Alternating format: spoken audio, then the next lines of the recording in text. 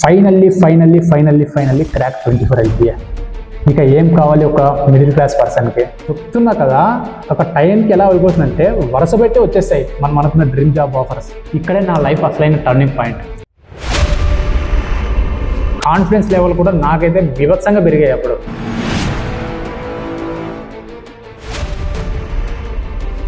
Middle class 24 LPA dream job from 3.5 LPA.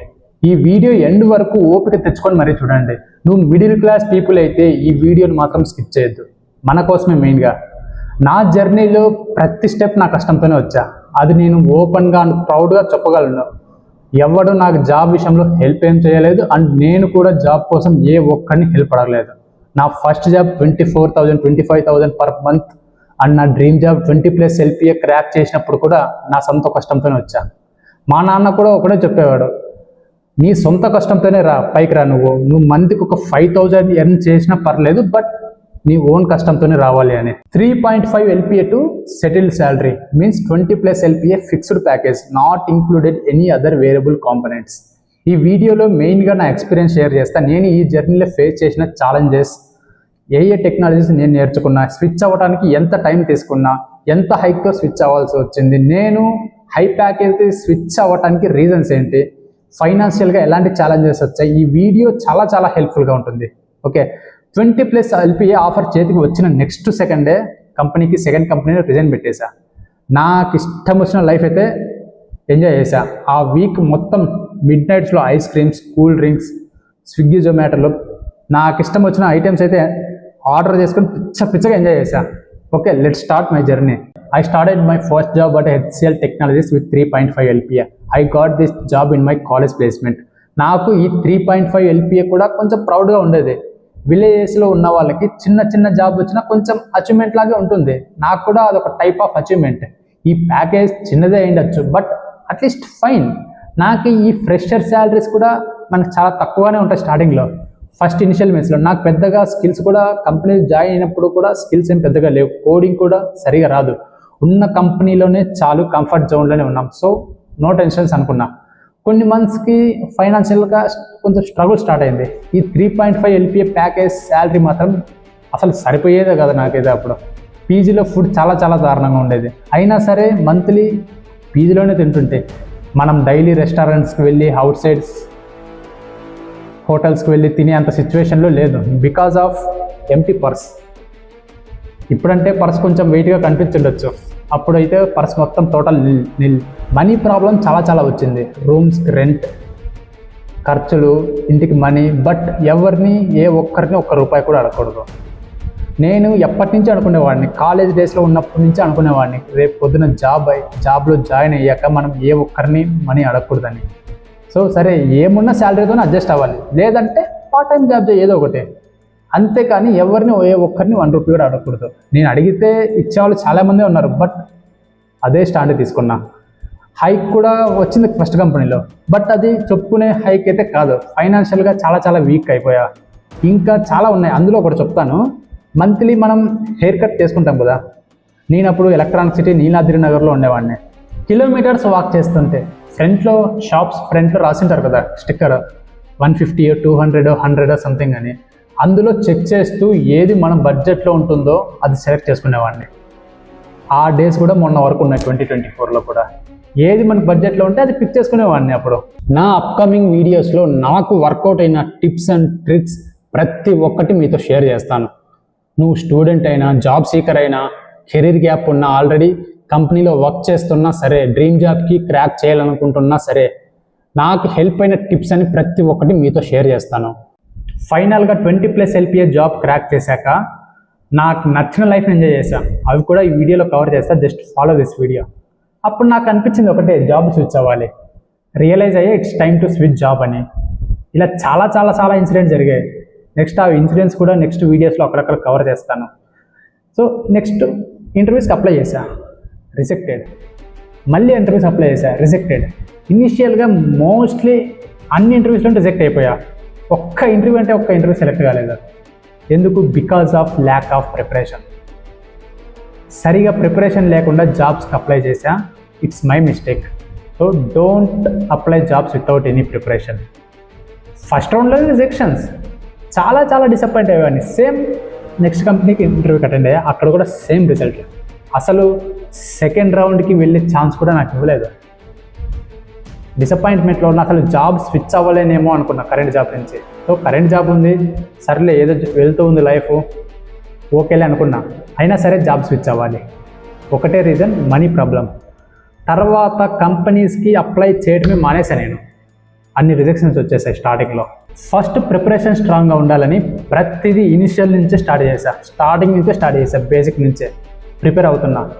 Just current package నుంచి ఒక 20 to 30% increment వచ్చినా చాలా అనుకున్నా. ఒక 1 lakh ఇయర్లీ ప్యాకేజ్లో పెరిగిన మంత్లీ అట్లీస్ట్ 5,000 to 6,000 అయినా ఎక్స్ట్రా క్రెడిట్ అవుతుంది కదా అనుకునేవాడిని. జస్ట్ ఒక 7 to 8 LPA వచ్చినా చాలు, బెటర్ అనుకున్నా. బట్ స్టార్టింగ్లో అది అవ్వలేదు. అన్ని ఇంటర్వ్యూస్ అన్ని మొత్తం రిజెక్షన్సే. ఇక్కడ నేను ఏం చెప్తాను అంటే, ప్రాపర్ ప్రిపరేషన్ లేకుండా ఏ జాబ్స్కి అప్లై చేయొద్దు. నువ్వు కెరీర్ గ్యాప్ పెట్టుకుని అప్లై చేస్తున్నా సరే, ఫ్రెషర్ అప్లై చేస్తున్నా సరే, ఏ దానికి నువ్వు జాబ్స్ అప్లై చేయొద్దు ప్రిపరేషన్ లేకుండా. ఎందుకంటే కంపెనీ అయితే రిజెక్ట్ చేస్తుంది. రిజెక్ట్ చేస్తే కొంచెం డిసప్పాయింట్ అవుతాం, కొంచెం కాదు చాలా చాలా చాలా డిసప్పాయింట్ అవుతాం. నాకైతే చాలా చాలా కాన్ఫిడెన్స్ లెవెల్స్ అయితే తగ్గిపోయాయి అప్పుడు రిజెక్షన్ స్టార్టింగ్లో వచ్చినప్పుడు. సో టైం తీసుకొని ఫస్ట్ ప్రిపరేషన్ స్ట్రాంగ్గా ఉన్న తర్వాతే జాబ్స్కి అప్లై చేయాలి. నేనైతే బేసిక్స్ నుంచే స్టార్ట్ చేశాను. మరి ఏ టెక్నాలజీస్ నేర్చుకున్నా అంటే నేను front end technologies, HTML, CSS, JavaScript, library, react and angular. So ఒకటి చాలా అందులో, బట్ ఆ టెక్నాలజీస్ నేర్చుకున్నా. ఆల్రెడీ నాకు జావా నాలెడ్జ్ ఉంది. సో ఆ జావా నాలెడ్జ్ కూడా నేను రెజ్యూమ్లో యాడ్ చేసేసుకున్నా. ప్రతిదీ మరీ బేసిక్ నుంచి స్టార్ట్ చేశా. HTML బేసిక్స్ నుంచే స్టార్ట్ చేశా. మరి ముందే ఆఫీస్లో ఫుల్ వర్క్. ఆ వర్క్ చేస్తూ ఈ జాబ్కి ప్రిపేర్ అవ్వాలంటే చాలా కష్టం, ఇంట్రెస్ట్ అయితే రాదు. బట్ నా దగ్గర అయితే వేరే ఆప్షన్ లేదు. ఏదో ఒకటి సాక్రిఫైస్ చేసైనా సరే, స్లీప్నైనా సాక్రిఫైస్ చేసినా సరే ప్రిపరేషన్ మాత్రం స్టాప్ చేయకూడదు అనుకున్నా. ప్రిపరేషన్ అంతా కంప్లీట్ అయ్యాక నాకు తెలియకుండానే నా పైన కాన్ఫిడెన్స్ వచ్చింది. ఇక్కడ చూడండి, తర్వాత కంపెనీస్కి అప్లై చేసేసా. నౌకరీలో నా రెజ్యూమ్ అప్లోడ్ చేసా, అన్నీ అప్లోడ్ చేసేసా. ఇక్కడ కూడా నా ఫస్ట్ రౌండ్లో నాకు రిజెక్షన్స్ వచ్చాయి. ఇక్కడే నా లైఫ్ అసలైన టర్నింగ్ పాయింట్. కానీ ఇక్కడ మాత్రం ఈ రిజెక్షన్స్ వచ్చాయి కదా, ఏ మాత్రం డిసప్పాయింట్మెంట్ ఇవ్వలేదు నాకు. ఎందుకంటే ఇక్కడ నేను మినిమం పర్ఫామ్ చేశా ప్రీవియస్ ఇంటర్వ్యూస్తో కంపేర్ చేస్తే. ఈ ఇంటర్వ్యూలో మాత్రం చాలా బాగా పర్ఫామ్ చేశా. రిజెక్షన్స్ వచ్చినా పర్లేదు, పర్ఫామ్ చేశా. ఆ తర్వాత ప్రిపరేషన్ అలానే కంటిన్యూ చేస్తూ ఉంటే ఒక స్టార్టప్ కంపెనీ వచ్చింది. ఆ కంపెనీలో ఇంటర్వ్యూస్ రౌండ్స్ మొత్తం క్లియర్ చేశా. ఆ కంపెనీ ముందుకు వచ్చి 50% నీకు హైక్ ఇస్తామని చెప్పింది. నేనైతే చాలా చాలా హ్యాపీ. కాన్ఫిడెన్స్ లెవెల్ కూడా నాకైతే వివత్సంగా పెరిగాయి అప్పుడు. నాకు అర్థమైంది, 100% తెచ్చుకోవడం పెద్ద కష్టం కాదని నాకు అనిపించినప్పుడు. ఇక్కడ నేను ఫస్ట్ 20 to 30% హైక్ వచ్చినా చాలా అనుకునే టైంలో నాకు ఈ కంపెనీ 50% ఇస్తామన్నారు. అయినా సరే నేను ఈ కంపెనీని రిజెక్ట్ చేసేసా. It's time to take risk. నాకు అప్పుడున్న కాన్ఫిడెన్స్లో రిస్క్ చేసి మరీ ఆఫర్ని రిజెక్ట్ చేసేసా. ఆ తర్వాత TCS కంపెనీలో ఒక ఆఫర్ వచ్చింది, 80% హైక్ ఇస్తామన్నారు వాళ్ళు. నేను యాక్సెప్ట్ చేయడానికి కూడా రెడీ అయ్యా అప్పుడు. అదే టైంలో ఇంకో product company 100% more than 100% hike ఇస్తామని చెప్పారు.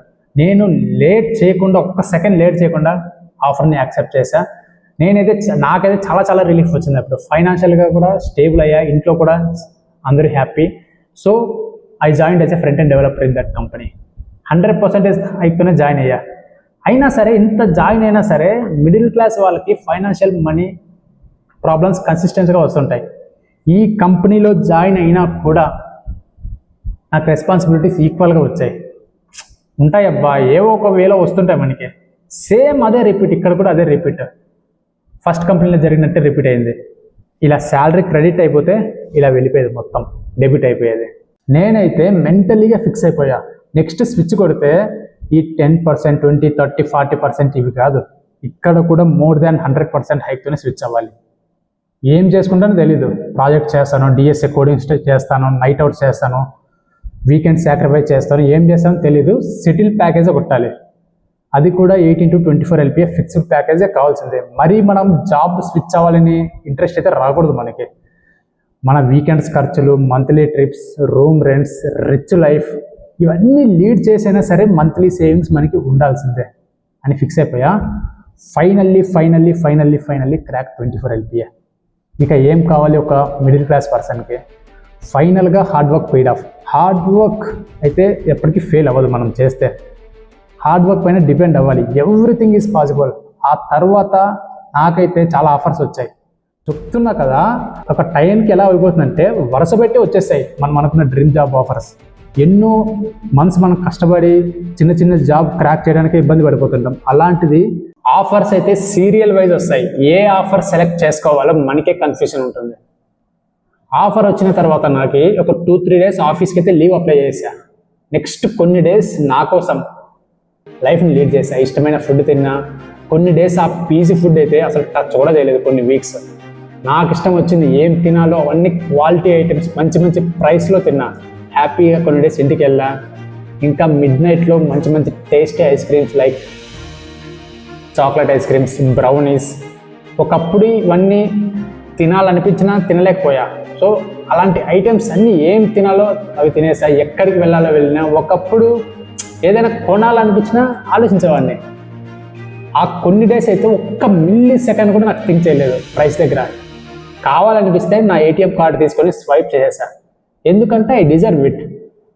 నేను ఆల్రెడీ నాకు వచ్చిన ఆఫర్స్లో ఒక ఆఫర్ సెలెక్ట్ చేసుకుని ఆల్రెడీ కంపెనీలో కూడా జాయిన్ అయిపోయి ఇప్పుడు ఆల్రెడీ వర్క్ చేస్తున్న కంపెనీలో. తొందరలో నా Day 1 ఎక్స్పీరియన్స్ షేర్ చేస్తాను. నా నుంచి ఒక చిన్న రిక్వైర్మెంట్ ఏంటంటే ఈ వీడియో మన వాళ్ళందరికీ రీచ్ అవ్వాలి. అలా రీచ్ అవ్వాలంటే చూస్తున్న ప్రతి ఒక్కరూ లైక్ చేయండి. లైక్ చేయడం వల్ల యూట్యూబ్ అల్గారిథం ఈ కంటెంట్ని పుష్ చేస్తుంది వాళ్ళ వరకు. సో చూస్తున్న ప్రతి ఒక్కరూ లైక్ చేయండి మన వీడియోని. 100% from current package. With in 9 monthsలోనే కంపెనీలో రిజైన్ పెట్టేసా. సెకండ్ కంపెనీ రిజైన్ పెట్టేసి 3 months నోటీస్ సర్వ్ చేసా. సో 1 year ఆల్రెడీ కంప్లీట్ చేసేసుకున్నా అప్పుడే నా సెకండ్ కంపెనీలో. నేనైతే మెయిన్గా ఫ్రంట్ ఎండ్ టెక్నాలజీ నా ప్రొఫైల్. HTML, CSS, JavaScript, ఇంకా frameworks Angular or React. You can choose any one, Angular or React, either Angular or React. JavaScript అయితే మెయిన్గా ఒక 60-70% ఇంటర్వ్యూ JavaScript పైన ఉంటుంది. Front end interviews. Front end programming లాంగ్వేజ్లో ఒకటే option, JavaScript main option. JavaScriptలోనే మనం coding చేయాలి ఫ్రంట్ ఎండ్ ఇంటర్వ్యూస్లో. నాదైతే టోటల్గా సెల్ఫ్ ప్రిపరేషనే. తర్వాత వీడియోస్లో నేను టాపిక్ వైజ్ చెప్తా ఎలాంటి టైప్ ఆఫ్ కాన్సెప్ట్ మనం నేర్చుకోవాలి. టాపిక్స్ వైజ్ నా బుక్స్ ఓపెన్ చేసి మరీ చూపిస్తాను నేర్చుకోవాలని. వీడియో చేసి ఆ వీడియోస్ మీ వరకు రీచ్ అవ్వాలంటే ఇప్పుడే ఛానల్ని సబ్స్క్రైబ్ చేసుకోండి. సో నేను సెకండ్ కంపెనీలో రిజైన్ చేసి ఫైనల్గా 9 months కంప్లీట్ చేసుకున్న తర్వాత next 3 months notice period serve చేశా. Equals to total 12 months. Means 1 year complete చేసేది సెకండ్ కంపెనీలో. నెక్స్ట్ ఆ తర్వాత నాకు వచ్చిన ఆఫర్స్లో ఒక మంచి బెస్ట్ కంపెనీ సెలెక్ట్ చేసుకొని మంచి డ్రీమ్ ప్యాకేజ్ కూడా అన్ని సెలెక్ట్ చేసుకొని ఆల్రెడీ ప్రజెంట్ థర్డ్ కంపెనీ నేను వర్క్ చేస్తున్నా. మరి మన వాళ్ళు ఎలా ఉంటారంటే ఫుల్ స్టాక్లోనే ఎక్కువ శాలరీస్ ఉంటాయని అనుకుంటారు. అలా ఏం లేదు. Front end or back end ఏ టెక్నాలజీకి అయినా సరే మార్కెట్లో డిమాండ్ ఉంది. నువ్వు బ్యాక్ ఎండ్ తీసుకున్నా సరే నువ్వు పర్ఫెక్ట్ అయిపో బ్యాక్ ఎండ్. ఫ్రంట్ ఎండ్ తీసుకున్నా ఫ్రంట్ ఎండ్ పర్ఫెక్ట్ అయిపో. ఫుల్ స్టాక్ డెవలపర్స్కి హై శాలరీస్ ఉన్నాయని మాత్రం అలా ఏమీ లేదు. అందరికీ ఉన్నాయి. జస్ట్ సబ్జెక్ట్ పైన కొంచెం గ్రిప్ తీసేసుకొని ఆ తర్వాత కొంచెం ఎక్స్పీరియన్స్ గెయిన్ చేసుకోండి. DSA జస్ట్ ఇంటర్మీడియట్ లెవెల్ వరకు ఉన్న చాలు. 20+ LPA జాబ్ అయితే క్రాక్ చేసేయచ్చు. ఇక్కడ నా సజెషన్ ఏంటంటే, నా పర్సనల్ టిప్ ఏంటంటే, ఇనిషియల్ ఇయర్స్లో నువ్వు జాబ్ స్విచ్ అయితే చేయాలి హై పేయింగ్ జాబ్కి రీచ్ అవ్వాలంటే. చాలామంది బయట అంటుంటారు జాబ్ స్విచ్ అయితే కన్సిస్టెన్సీ ఉండదు, స్విచ్ అవ్వకూడదు, కంపెనీస్ తీసుకోవు అని. అలా ఏమీ లేదు, అంత లేదు. బయట మార్కెట్లో ఖచ్చితంగా తీసుకుంటున్నాయి. మనం అవి ఏం పట్టించుకోవద్దు. అలా అని నువ్వు మరి 3 monthsకే స్విచ్ అవుతా, 6 monthsకే స్విచ్ అవుతా, 7 monthsకే స్విచ్ అవుతా అంటే అలా చేయొద్దు. అట్లీస్ట్ నువ్వు ఒక 1 or 2 years తర్వాత స్విచ్ అవ్వు. ఒక మంచి బేస్మెంట్ ప్యాకేజ్ వచ్చాక అప్పుడు నువ్వు ఎన్ని ఇయర్స్ అయినా అదే కంపెనీలోనే ఉండొచ్చు. అది విని మనం స్విచ్ అవ్వకుండా ఉంటే మాత్రం మనకే లాస్. రీజన్ అయితే ఖచ్చితంగా ప్రతి కంపెనీ అడుగుతుంది. ఎందుకు ఇంత ఫాస్ట్గా స్విచ్ అవ్వాలనుకుంటున్నాం అనేది ఖచ్చితంగా రీజన్ అడుగుతాయి. ఏంటంటే మనం ప్రాపర్ రీజన్ చెప్పాలి వాళ్ళకి. Like current project going to end అని, or looking for better opportunities, exploring new technologies, అది ఏదో ఒక వ్యాలిడ్ రీజన్ చెప్పాలి జాబ్ స్విచ్కి. ఎందుకంటే ఫ్రెషర్గానే మనకి 20+ LPA ఇవ్వాలి అంటే ఏ కాలేజెస్ ఇవ్వవు. అలా ఇవ్వాలంటే మనం పెద్ద తోపు IIT యూనివర్సిటీస్ అలాంటి పెద్ద పెద్ద కాలేజీలోనూ చదివి ఉండాలి. మీకు ఒకటి తెలుసా, అలాంటి కాలేజెస్లో చదివినా సరే ఫ్రెషర్గా వాడు 24 LPA ఫిక్స్డ్ ఇవ్వడు. 24 LPA ఇస్తాడు, బట్ ఫిక్స్డ్ ఇవ్వడు. నువ్వు 40 LPA వచ్చిందనుకో, 40 LPA ఫ్రెషర్కి వచ్చిందనుకో, వాడికి 24 LPA ఫిక్స్డ్ శాలరీలో ఎంత వస్తుందో ఇన్హాన్స్ శాలరీ అంత కూడా రాదు వాడికి. వాడి ప్యాకేజ్ 40 lakhs ఉంటుంది, 40 LPA ఉంటుంది, but 24 LPA fixed package enhance salary వచ్చిన శాలరీ కూడా 40 LPA వాడికి రాదు. అదర్ బెనిఫిట్స్కి వెళ్ళిపోతుంది అంతా అవి. సో అది అలాంటి ఛాన్స్ మనకి లేనప్పుడు ఒక ఆప్షన్ ఉంది, ఏంటంటే కంపెనీ స్విచ్ అవ్వాలి. మనం చిన్న జాబ్తో స్టార్ట్ చేసి మళ్ళీ తర్వాత కంపెనీ స్విచ్ అవ్వాలి. అదే మనకు ఆప్షన్. రిక్వైర్డ్ స్కిల్స్ నేర్చుకొని అలాంటి కంపెనీస్ క్రాక్ చేయాలి. Thank you.